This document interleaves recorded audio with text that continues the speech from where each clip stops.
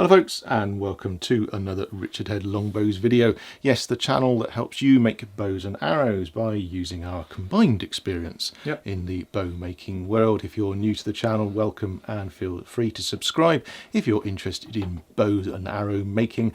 We've got lots of videos on the subject, and this is one of the subjects where we will be actually discussing something rather than physically showing you something.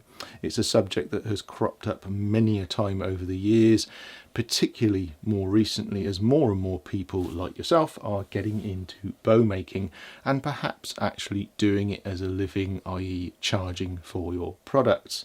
And that question is, how do I price my products?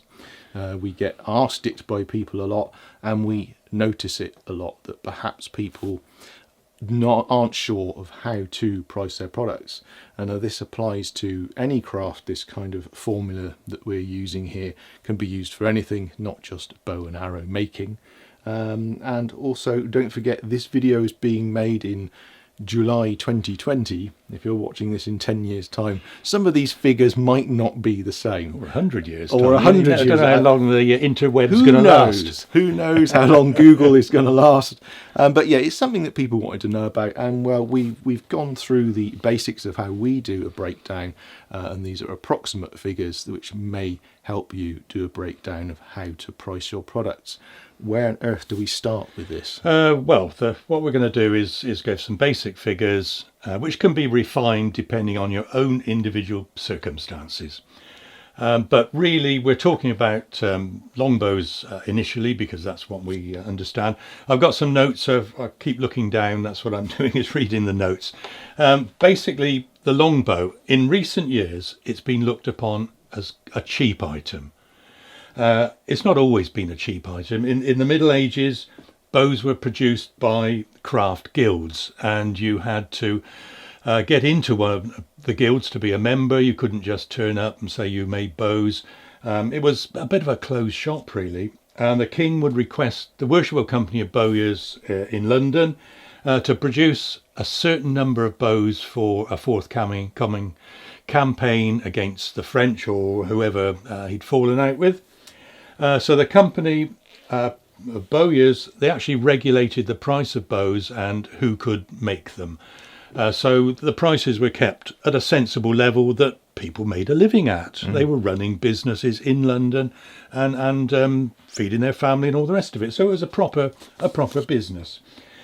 During the Georgian and Victorian revival of longbows, used for the sport of archery, they certainly weren't a cheap item. They were very well made. If you look at any Victorian bows, extremely well made by craftsmen, and they were sold at a proper price. It's only really in recent years that some people have been started selling bows at cost price or even less, really. And in my opinion, that's to the detriment of the craft.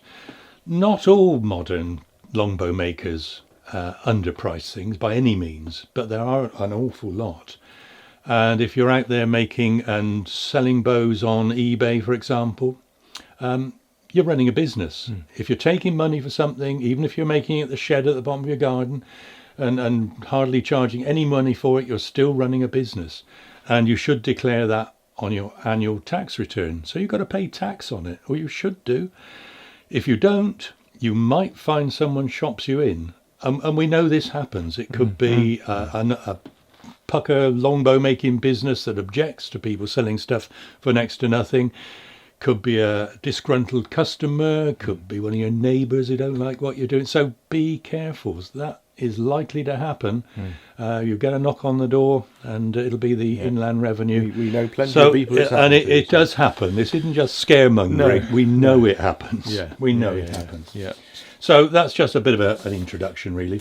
So when we price something out, and you can do this with any craft, you need to work out an hourly rate.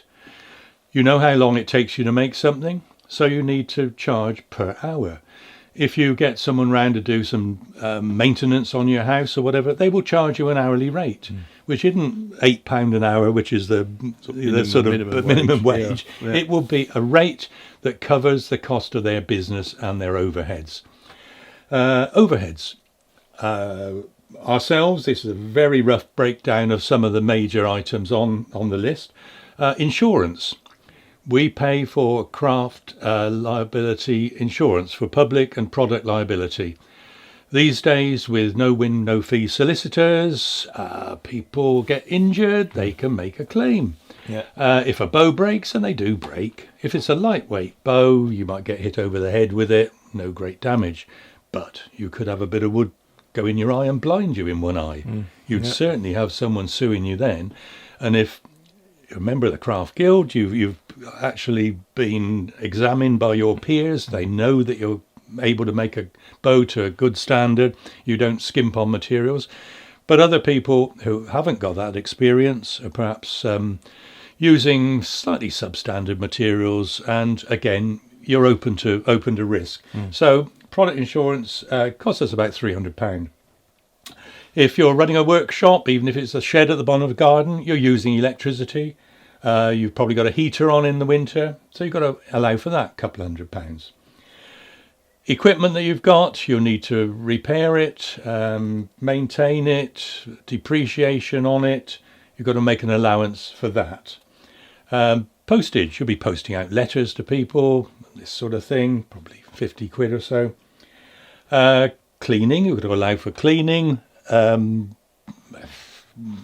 Certainly at the moment, sanitizing, keeping everything clean is very, very important. Stationery, you'll need envelopes, bits and pieces to send out. Telephone, if you're using the telephone to ring customers, there's a charge for that. It doesn't cost nothing. It all costs something.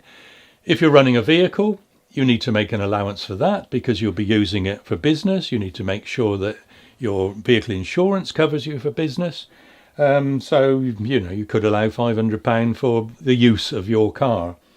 If you're travelling around to craft fairs, shows, pick up materials, deliver stuff to customers, you've got to pay for diesel or petrol, and you should allow for that.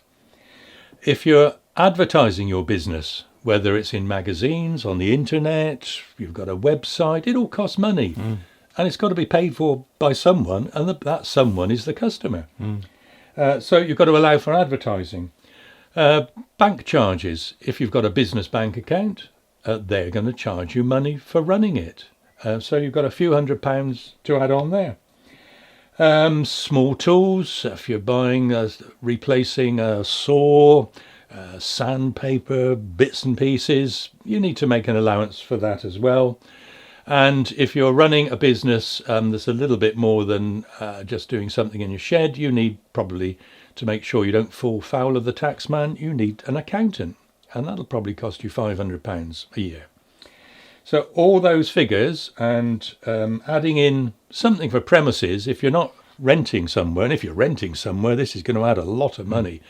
But if you're working from home, you're still foregoing the use of your garage, a room that you use for an office or whatever.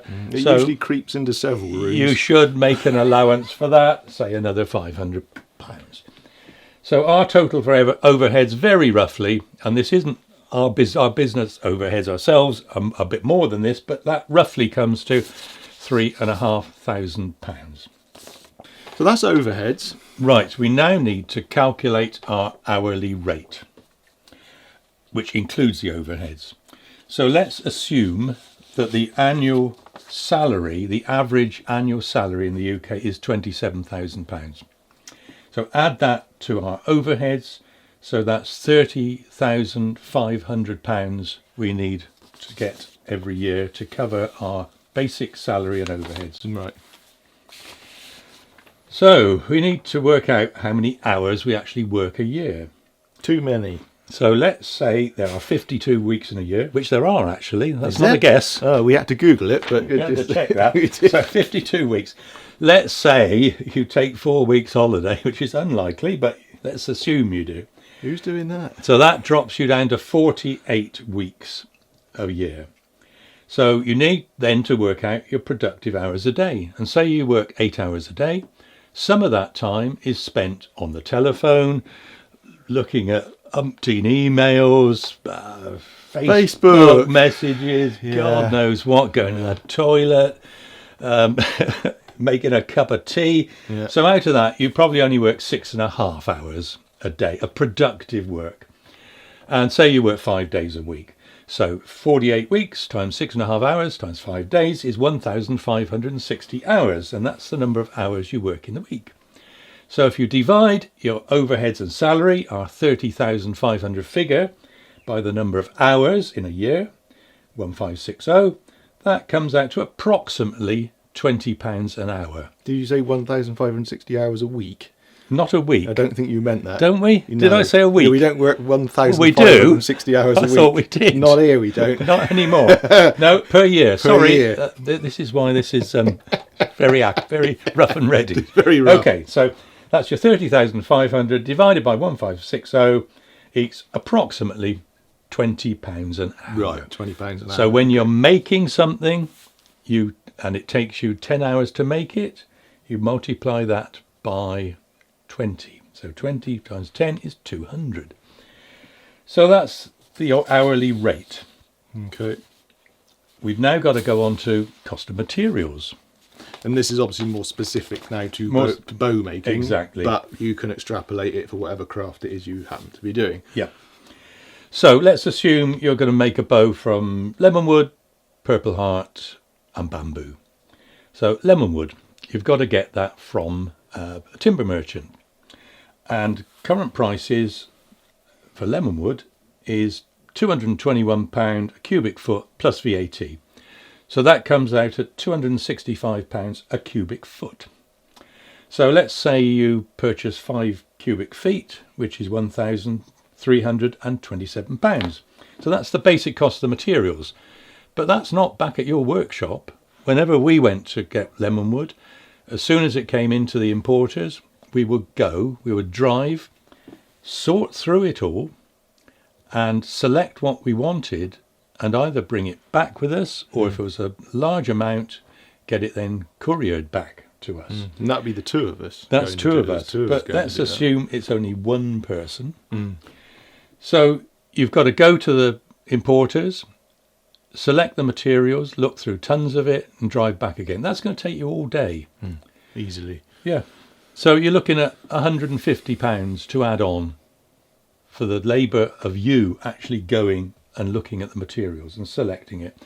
You've then got diesel, etc., another, say, 50 quid.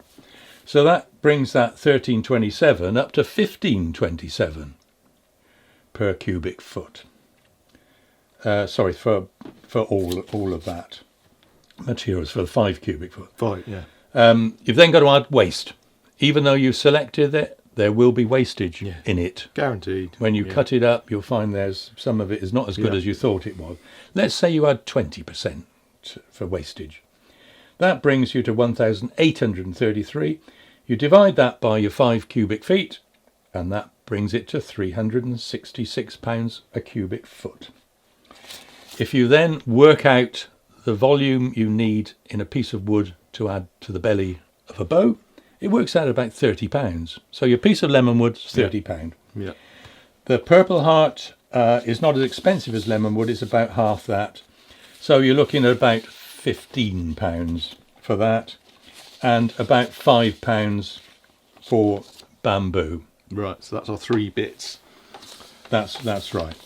So that's your materials, basic wood for the bow. So lemon wood £30, purple heart 15, bamboo £5, piece of horn for the nocks, couple of £1. Handle can be as fancy or as plain as you like. Depends what you're doing. Yeah, say a £5. A piece of mother of pearl to set in for an arrow plate, another £1. Some adhesive to glue it all together, a £5.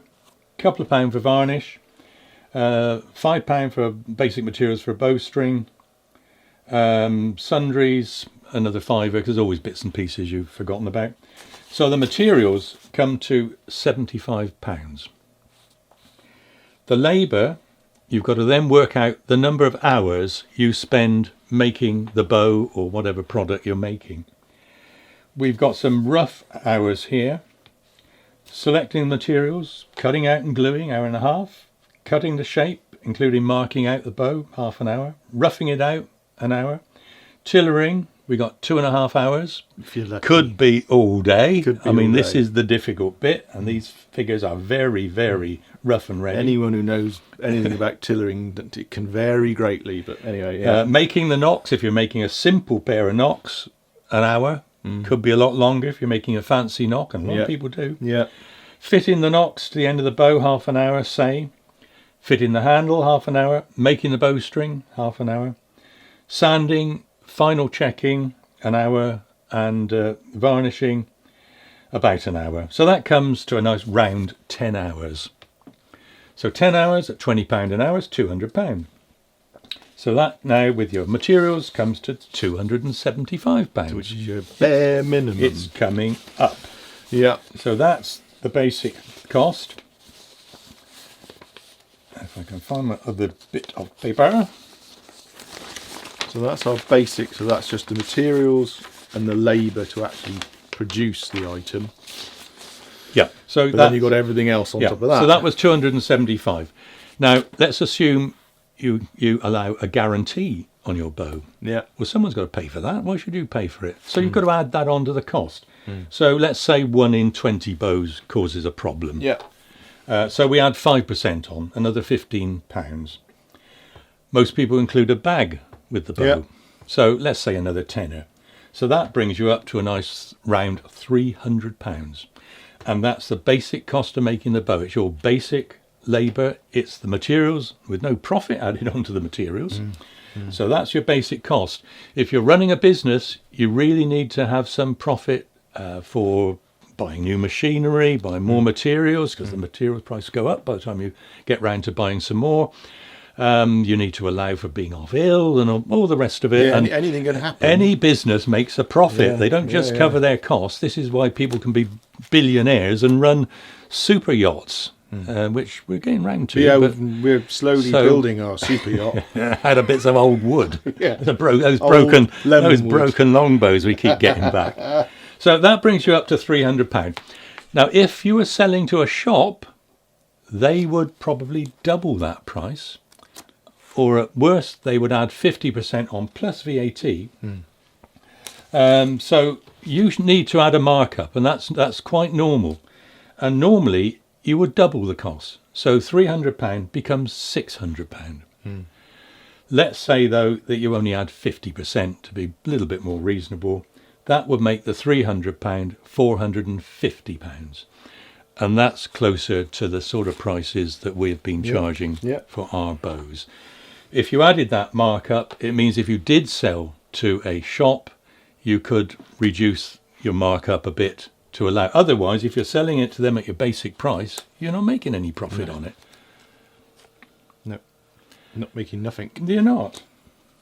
So there you go.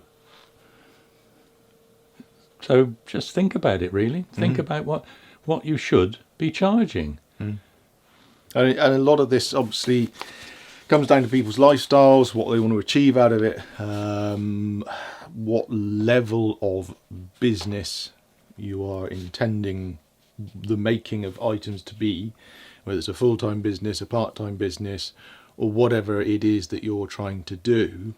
If you're actually trying to do it to make money, then you need to do a breakdown like this in some way to be able to find out how to price the item that's coming out the other end.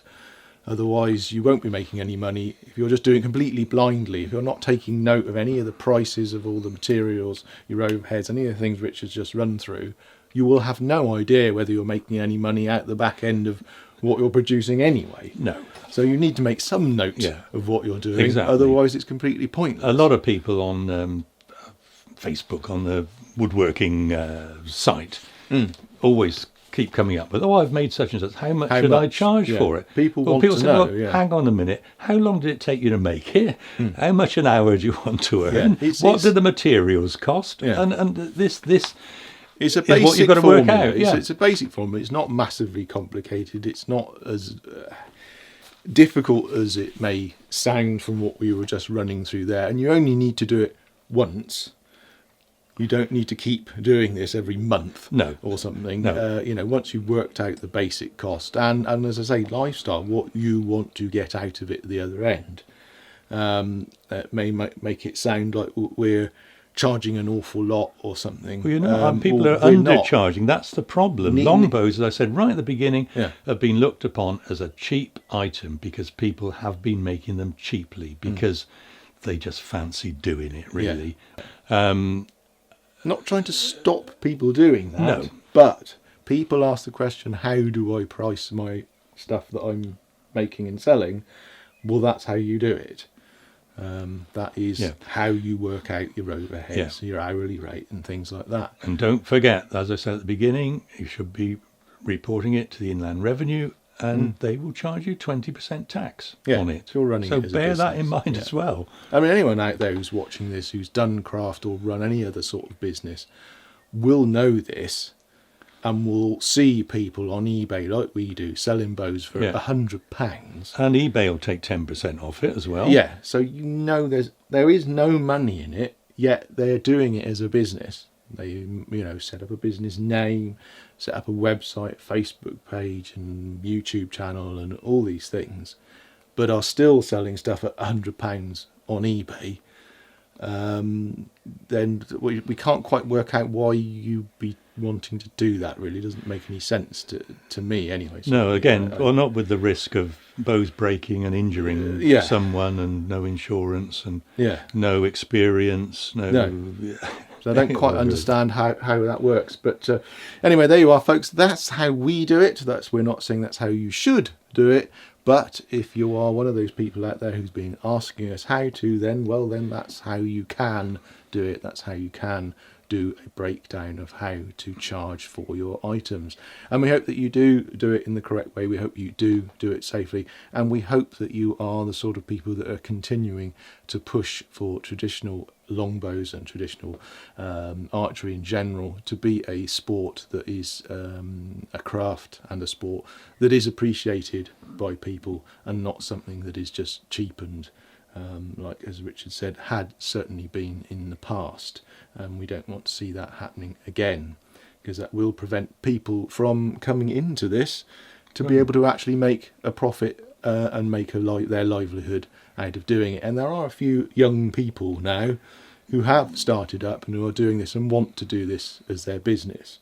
And if you continue to have people coming along who are just charging £100 for a bow on eBay, it's going to make it very difficult for those people who are trying to do it as a business. Well, we hope you found that useful. I'm sure that's annoyed a lot of people. I'm sure that will stir up a bee's nest of terribleness.